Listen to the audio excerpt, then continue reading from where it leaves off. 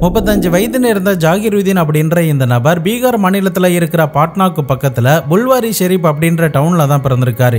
இவர் ஒரு electrical engineer அப்படிங்கிறதுனால இவருடைய படிப்பு முடிந்ததுமே சவுதி அரேபியாவில் இருக்கிற ஒரு பெட்ரோலியம் கம்பெனியில் வேலைக்கு ஜாயின் பண்ணியிருந்திருக்காரு. இவருக்கு நல்ல சம்பளத்தோட அந்த இடத்துல வேலை கிடைச்சதுனால நல்ல இடத்துலையும் மரணம் தேடி திருமணம் பண்ணி வச்சிருக்காங்க.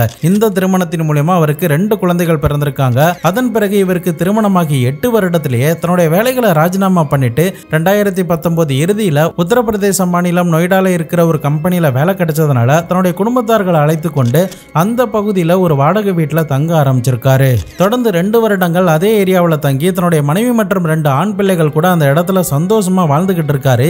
இந்த சமயத்துல தான் சரியா 2022 மே மாதம் போல ஈத் பண்டிகை வர்றதுனால தன்னுடைய சொந்த ஊரான பீகார் மாநிலத்துக்கே வரலாம் அப்படின்னு சொல்லிட்டு தன்னுடைய மனைவி மற்றும் 2 பிள்ளைகளை அழைத்து கொண்டு டெல்லியில இருந்து பாட்னாக்கு பிளைட் ஏறி போயிருந்திருக்காரு.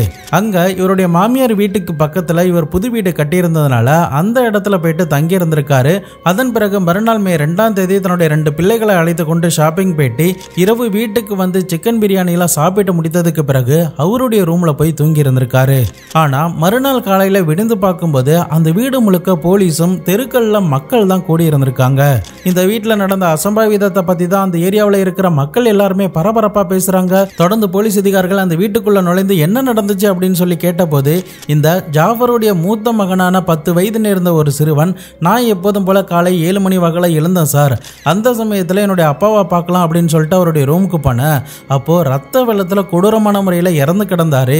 இதை பார்த்துட்டு நான் பயந்து போயிட்டேன். அதன் பிறகுதான் அம்மாவும் அக்கம் பக்கத்தில் இருந்த நபர்களும் வந்ததுக்கு பிறகு உங்களுக்கு தகவல் கொடுக்கப்பட்டுச்சு அப்படின்ற ஒரு விஷயத்த அந்த சிறுவன் சொல்லி இருந்திருக்கான். தொடர்ந்து போலீஸ் அதிகாரிகள் முதல் நாள் ஜாஃபர் தூங்கி கொண்டிருந்த அந்த ரூமை போய் பார்க்கும்போது அவருடைய தலையை பயங்கரமா உடைச்சிருந்திருக்காங்க. அதாவது வெயிட்டான ஒரு குக்கரை வைத்து அவருடைய தலையில பல முறை தாக்கப்பட்டிருந்திருக்கு. இதனால அவருடைய மண்டை ஓடு உடைந்து அதிகப்படியான அளவுக்கு ரத்தம் அந்த இடத்துல வெளியேறி ஒரு கொடூரமான ரத்த வெள்ளத்துல அவர் அந்த இடத்துல இறந்து கிடக்கிறத போலீஸ் அதிகாரிகள் பார்க்குறாங்க. அதுக்கு பக்கத்திலேயே அந்த குக்கர் ரத்த கரையோட அந்த இடத்துல இருக்கு. அன்றைய நாள் இரவு ஜாஃபருடைய வீட்டில் அப்படி என்னதான் நடந்துச்சு? எதனால ஜாஃபரை இந்த அளவுக்கு கொடூரமான முறையில் கொலை பண்ணணும்? அப்படி இந்த ஜாஃபரை கொலை பண்ண நபர்கள் யாரா இருக்கும்? போலீஸ் அதிகாரிகளால் அதை கண்டுபிடிக்க முடிஞ்சதா இல்லையா? 2022 பீகார் மாநில மக்களால் மறக்கவே முடியாத ஒரு கொடூரமான ஒரு மிருகத்தனமான சம்பவத்தை பற்றி தான் இன்னைக்கான வீடியோவில் பார்க்க போகிறோம். வீடியோவை எந்த இடத்துலையுமே ஸ்கிப் பண்ணாமல் தொடர்ந்து பார்த்துக்கிட்டே வாங்க. நான் உங்கள் Babu Shankar and welcome to Babu Shankar files.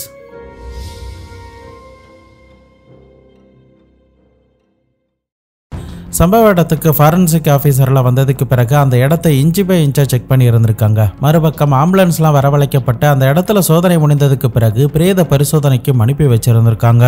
அடுத்த கட்டமாக இறந்து போன ஜாஃபரை பற்றி விசாரிக்கிறாங்க. ஜாஃபர் ரொம்ப நாட்களாகவே வெளியூரில் தங்கி தான் வேலை பார்க்கறதுனால உள்ளூரில் யார் கூடயும் எந்தவித பழக்கமும் கிடையாது. எதிரிகள் அப்படின்னு சொல்லிட்டு யாருமே இல்லை அப்படின்னு தெரிய வருது. சம்பவம் நடந்த நாள் அன்னைக்கு ஜாஃபருடைய மனைவியான சகானாஸ் பர்வீன் அப்படின்றவங்களும் பிள்ளைகள் கூட தான் ஒரு ரூம்ல தூங்கி கொண்டு இருந்திருக்காங்க. அவங்க கிட்ட போலீஸ் ஆபீசர் விசாரணை பண்ணும்போது அவங்க என்ன சொல்றாங்கன்னா, அதிகாலை 3 மணி இருக்கும் சார், ஏதோ ஒரு ஸ்ட்ரேஞ்சான சத்தம் என்னுடைய வீட்டில் இருந்து கேட்டுச்சு. என்னடா அது திடீர்னு இப்படி கேட்குது அப்படின்னு சொல்லிட்டு ரூமை திறந்துட்டு வெளியில வந்தேன். அப்போ என்னுடைய கணவரான ஜாஃபரை யாரோ குக்கரை வைத்து கொண்டு பயங்கரமா அடிச்சுக்கிட்டு இருந்தாங்க. மேற்கொண்டு என்னை பார்த்ததுக்கு பிறகு என்னையும் அடிக்க ஆரம்பிச்சிட்டாங்க. என்னுடைய நெக்லஸை கூட திருடிட்டாங்க. அதன் பிறகு மூக்குலையும் தலையிலையும் அடிச்சதுனால நான் கொஞ்ச நேரத்திலே மயக்கமாயிட்டேன். அதன் பிறகு என்ன நடந்துச்சு அப்படிங்கிறது எனக்கு தெரியல. கண்ணு முழிச்சு பார்க்கும்போது தான் என்னுடைய மகன் கணவரை பார்த்துட்டு அழுது கொண்டு இருந்தான். அதன் பிறகு நான் என்னுடைய கணவரை போய் பார்க்கும்போது பயங்கரமா ஷாக் ஆயிட்டேன் அப்படின்னு வேதனையோட போலீஸ் அதிகாரிகள் கிட்ட இந்த ஸ்டேட்மெண்ட்டை சொல்றாங்க. தொடர்ந்து போலீஸ் அதிகாரிகளும் அந்த வீட்டில் ராபரி நடந்திருக்கு, அதனால தான் இவரை கொலை பண்ணியிருக்காங்க அப்படின்ற அடிப்படையில் இந்த வழக்கோடைய விசாரணையை அடுத்த கட்டத்துக்கு எடுத்துட்டு போறாங்க. மறுபக்கம் பிரேத பரிசோதனை செய்யப்பட்ட ஜாஃபருடைய சடலத்தின் மூலியமா அட்டாப்சி ரிப்போர்ட்ல என்ன வந்திருக்குன்னா, இவரை 3 இருந்து 5 மணிக்குள்ளதான் கொலை செய்திருக்கணும் அப்படின்னும், தலையில பயங்கரமான ஒரு காயம் ஏற்பட்டதுனால அதிகப்படியான ரத்தம் அவருடைய தலையில இருந்து வெளியேறியதனால தான் அவர் இறந்து போயிருக்காரு அப்படின்னு சொல்றாங்க. அது கூடவே இவருடைய தலையில இருக்கிற காயத்தை வச்சு பார்க்கும்போது யாரோ பலமான ஒரு வேக தான் அடிச்சிருக்காங்க. இதனால ஆண்கள் யாராவது தான் இந்த அளவுக்கு ஃபோர்ஸ் கொடுத்து அடிச்சிருப்பாங்க அப்படின்ற ஒரு ரிப்போர்ட்டை மருத்துவர்கள் தெரிவிக்கிறாங்க. தொடர்ந்து ஜாஃபருடைய குடும்பத்தார்கள் கிட்ட பிரேதம் கொடுக்கப்பட்டு அவர்கள் இறுதி சடங்கெல்லாம் பண்ணி முடிச்சிருக்காங்க. மறுபக்கம் போலீஸ் அதிகாரிகள் இந்த வழக்கை விசாரணை பண்ணுவதற்காக ஸ்பெஷல் டீம் ஒன்று ஃபார்ம் பண்ணி இன்ச்சு பை இன்ச்சா அந்த வீட்டில் ஏதாவது தடயம் கிடைக்குமா அப்படின்னு சொல்லிட்டு தீவிரமா தேடிக்கிட்டே வராங்க. போலீஸ் அதிகாரிகள் திருடர்கள் எப்படி இந்த வீட்டுக்குள்ள நுழைந்திருப்பாங்க அப்படிங்கிற ஒரு வழியை கண்டுபிடிப்பதற்குண்டான இன்வெஸ்டிகேஷனை தொடங்கி இருந்திருக்காங்க. அப்படி அவங்களுடைய சோதனைகள் மூலியமா என்ன தெரிய வருதுன்னா, அந்த வீட்டோடைய ஜன்னல் கண்ணாடியோ, அந்த வீட்டோடைய பாத்ரூம்ல இருக்கிற எக்ஸாஸ்ட் ஃபேனோ, அப்படி இல்லைன்னா அந்த வீட்டோடைய தாழ்பால், அந்த வீட்டோடைய மெயின் டோர் அப்படின்னு சொல்லிட்டு எதுவுமே உடைக்கப்படல. இதனால மெயின் டோர் வழியா தான் ஈஸியா அந்த கில்லர் இந்த வீட்டுக்குள்ள நுழைந்துட்டு வெளியில போயிருக்கணும். ஒருவேளை கில்லருடைய நோக்கம் திருடுறது மட்டும்தான் அப்படின்னு இருந்தாலும் கூட அந்த வீட்டுல இருக்கிற பல நகைகள், பல விலை உயர்ந்த பொருட்கள் எல்லாமே எதுவுமே காணாம போகல. இந்த ஜாஃபருடைய மனைவியுடைய நெக்லஸ் மட்டும் தான் காணாம போயிருந்திருக்கு. ஜாஃபருடைய அட்டாப்சி ரிப்போர்ட் படி ஜாஃபருடைய தலையில ஏற்பட்ட காயம் யாரோ பலமான ஆளால அடிக்கப்பட்டுச்சு அப்படின்னு தான் சொல்லப்பட்டுச்சு. இதனால அந்த வீட்டுல இருந்த ஜாஃபருடைய சின்ன பசங்க இதை பண்ணியிருக்க வாய்ப்பே கிடையாது. இப்போ மீதம் இருக்கிற ஒரு ஆளான ஜாஃபருடைய மனைவி மேலதான் முழுக்க சந்தேகங்கள் எழ ஆரம்பிக்குது. இதனால எந்த ஒரு எவிடன்ஸும் இல்லாம ஜாஃபருடைய மனைவியை கைது பண்ண முடியாது அப்படிங்கிறதுக்காக அவங்களுக்கு எதிராக இருக்கிற ஆதாரத்தை திரட்டுவதற்கு உண்டான முயற்சிகளில் ஈடுபட ஆரம்பிக்கிறாங்க. தொடர்ந்து இந்த ஜாஃபர் ரீசெண்டாக தான் தன்னுடைய மனைவிக்கு ஐஃபோன் ஒன்று வாங்கி கொடுத்துருக்காரு. அந்த ஐஃபோனை வாங்கி போலீஸ் அதிகாரிகள் கம்ப்ளீட்டாக செக் பண்ணி பார்க்கும்போது சந்தேகப்படுற மாதிரியான எந்த ஒரு தடயமுமே அதில் இருந்து கிடைக்கல. இதனால ஜாஃபருடைய மனைவியான சகனாஸ் பர்வீனை பத்தி அக்கம் பக்கத்துல இருந்த நபர்கள் கிட்ட விசாரணையை தொடங்கி இருந்திருக்காங்க. அதே சமயம் ஜாஃபருடைய மூத்த மகனான, அதாவது கிரைம் சீனை ஃபர்ஸ்ட் வந்து ஒரு சிறுவன் பார்த்தால, அந்த சிறுவன் கிட்ட என்ன நடந்துச்சு, எப்படி அவன் பார்த்தான் அப்படிங்கிறத மறுபடியுமே கூப்பிட்டு விசாரிச்சிருந்திருக்காங்க. அப்போ அந்த சிறுவன் என்ன சொல்றான்னா, சார் நான் காலையில எப்போதும் போல 7 மணிக்கு எழுந்தேன். எழுந்ததுமே பெட்ரூம் கதவு லாக் பண்ணி இருந்துச்சு. இதனால அந்த தாழ்பாலை எடுத்து விட்டுட்டு நான் வெளியில வந்தேன். அந்த சமயத்துல என்னுடைய அப்பாவுடைய ரூமை போய் பார்க்கும்போது என்னுடைய அப்பா ரத்த வெள்ளத்துல இறந்து கிடந்தாரு. அதன் பிறகு நான் கத்துனதுக்கு பிறகுதான் என்னுடைய அம்மாவே வந்தாங்க அப்படின்ற ஒரு தகவலை சொல்லி இருந்திருக்கான். இப்போ போலீஸ் அதிகாரிகளுக்கு இந்த சிறுவனுடைய ஸ்டேட்மெண்ட் தான் இடிக்குது. அது என்னன்னா, இந்த சகானாஸ் அப்படின்றவங்க அந்த கில்லரால அடிக்கப்பட்டதா சொன்னாங்க. அதாவது அடிக்கப்பட்டு மயக்கம் போட்டு விழுந்ததா சொன்னாங்க. ஆனா இந்த சிறுவனுடைய ஸ்டேட்மெண்ட் படி இவன் தூங்கி எழுந்திருக்கும் போது அவனுடைய ரூம்ல தான் அந்த அம்மா தூங்கி இருந்திருக்காங்க. ஆனா அந்த அம்மா போலீஸ் அதிகாரிகள் கிட்ட சொல்லும் போது கில்லரை என்ன அடிச்சதாவும் என்னுடைய நெக்லஸை பறிச்சுட்டு போனதாகவும் அந்த அடிச்சதுல நான் மயக்கம் போட்டு விழுந்துட்டேன் அப்படின்னு தெரிவிச்சிருந்திருக்காங்க. ஏன்னா இந்த சம்பவம் நடக்கிற நாள் அன்னைக்கு ஜாஃபர் தனியா ஒரு ரூம்ல தூங்கி இருக்காரு. இவருடைய மனைவியும் பிள்ளைகளும் மட்டும் வேற ஒரு ரூம்ல தூங்கி இருந்திருக்காங்க. இப்போ இந்த விஷயங்கள்லாம் முரண்பாடா இருக்கிறதுனால முழுக்க சந்தேகம் இந்த சகானாஸ் பர்வீன் மேலதான் ஏற்பட ஆரம்பிக்குது. தொடர்ந்து இந்த சகனாஸ் பர்வீனுடைய பேக்ரவுண்டை பற்றி விசாரிக்கும் போது தான் இவங்க ஸ்கூல் படிக்கிற சமயத்திலேயே கமால் அப்படின்ற ஒரு பையன் கூட பழக்கம் ஏற்பட்டிருந்திருக்கு. அந்த பழக்கம் ஒரு கட்டத்தில் காதலாக மாற ஆரம்பிச்சதுக்கு பிறகு பள்ளிக்கூடத்திலே இவர்கள் 2 பேரும் கை கோத்தலாம் நடந்து இருந்திருக்காங்க. இந்த விஷயம் அந்த பள்ளிக்கூடத்தில் இருந்த ஸ்டாஃபுக்கும் பிரின்சிபாலுக்கும் தெரிஞ்சதுனால உடனடியாக இந்த பெண்ணை கண்டிச்சு இருந்திருக்காங்க. இதனால சகானாஸை அவங்களுடைய அப்பா அம்மா வேற ஒரு ஸ்கூல்ல சேர்த்து இருந்திருக்காங்க. மறுபக்கம் இந்த கமல் அப்படின்ற பையன் அதே ஸ்கூல்ல படித்து முடித்ததுக்கு பிறகு மேற்கொண்டு எதையுமே படிக்காம திருமணம் பண்ணணும் அப்படிங்கிறதுக்காக அதுக்குண்டான பணங்களை சேகரிக்க வேலைக்கு போகவும் செஞ்சிருந்திருக்கான். மறுபக்கம் சகானாஸ் பர்வீனுடைய வீட்லயும் இந்த விஷயங்கள் எல்லாமே தெரிஞ்சதுனால அவங்களுடைய அப்பா அம்மா பயங்கரமா சண்டை போட்டிருந்திருக்காங்க. பொருளாதார ரீதியாகவும் இவங்க நல்ல வசதியோட இருக்கிறதுனால ஏழை வீட்டு பையனான கமலை திருமணம் பண்ணி கொடுக்கறதுல இவங்களுக்கு எந்த ஒரு விருப்பமும் கிடையாது. தன்னுடைய மகள் கமல் கூட பழகிறது கூட அவங்களுக்கு விருப்பமே இல்லை. அதன் பிறகுதான் 2011 சமயத்துல நல்ல வசதி படைத்த மாப்பிள்ளையாவும் வேண்டும், நல்ல பையனா வேணும் அப்படின்னு சொல்லி வரன் தேடிக்கிட்டே வரும்போதுதான் சொந்தக்காரங்க மூலியமா இந்த ஜாஃபர் பத்தின வரன் கிடைச்சதுக்கு பிறகு 2 பேருக்குமே திருமணம் பண்ணி வச்சிருந்திருக்காங்க. இந்த விஷயங்கள் எல்லாமே அக்கம்பக்கத்தில் இருந்த நபர்கள் கிட்ட விசாரணை பண்ணதன் மூலியமா சகானாஸ் பத்தின இந்த விவரங்கள் எல்லாமே போலீஸ் அதிகாரிகளுக்கு கிடைச்சிருந்திருக்கு. இதனால உடனடியா சகானாஸை கைது பண்ணி அவங்களுடைய ஸ்டைல கஸ்டடியில் எடுத்து விசாரணை பண்ணும்போது தான் நடந்த உண்மைகள் எல்லாத்தையுமே இவ ஒத்துக்கொள்ளவும் செய்றா.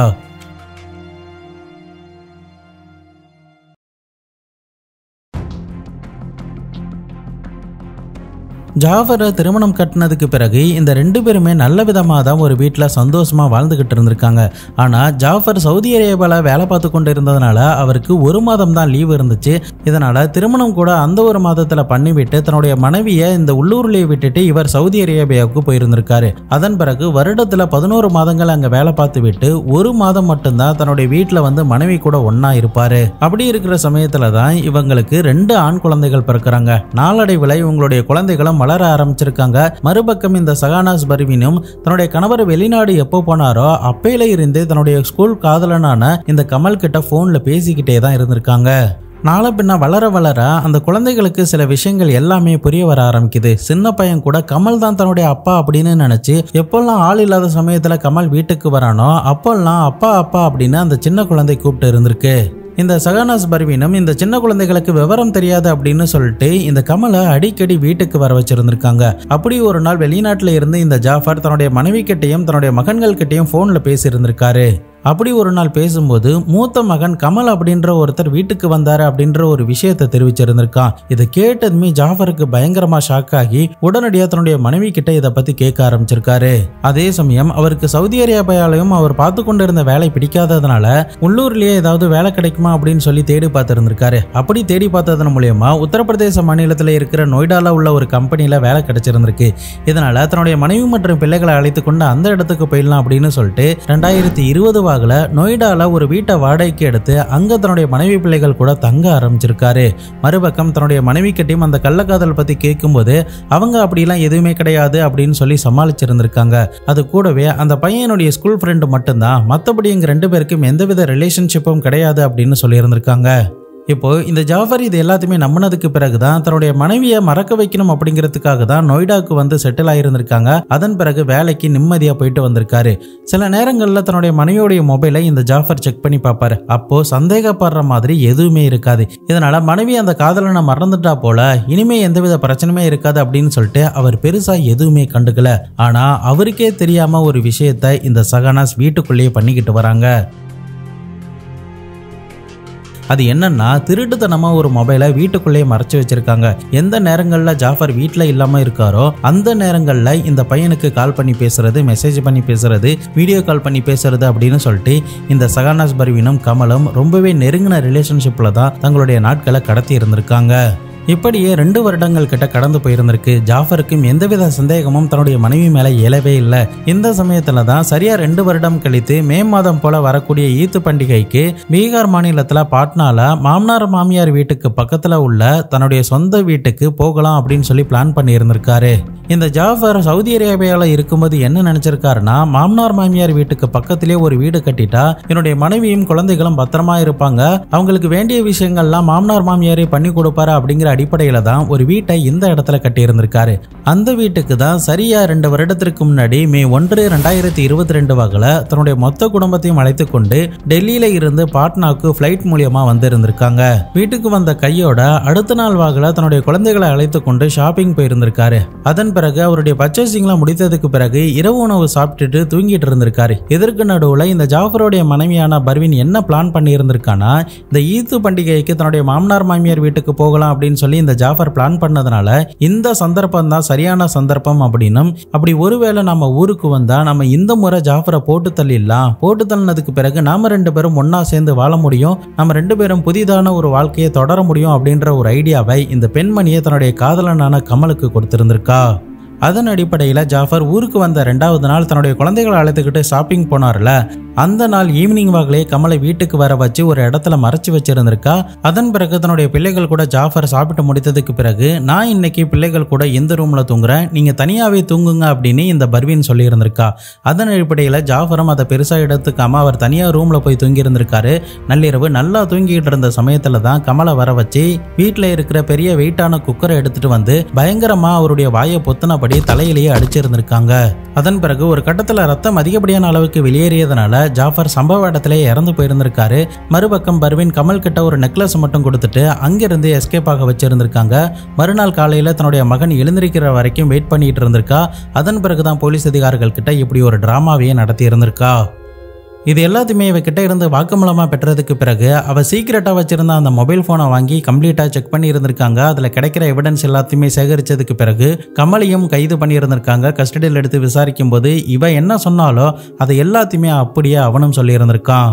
தொடர்ந்து இவர்களுக்கு எதிராக இருக்கிற ஆதாரங்கள் எல்லாத்தையுமே திரட்டி கோர்ட்ல சார்ஜ் ஷீட் ஃபைல் பண்ணியிருக்காங்க. தற்போதைக்கு இவர்கள் 2 பேரும் ஜெயில கம்பி எண்ணிக்கிட்டு இருக்கிறதுனால என்ன தண்டனை கிடைக்க போகுது அப்படிங்கிறத பொறுத்து இருந்து நம்ம பார்க்கலாம்.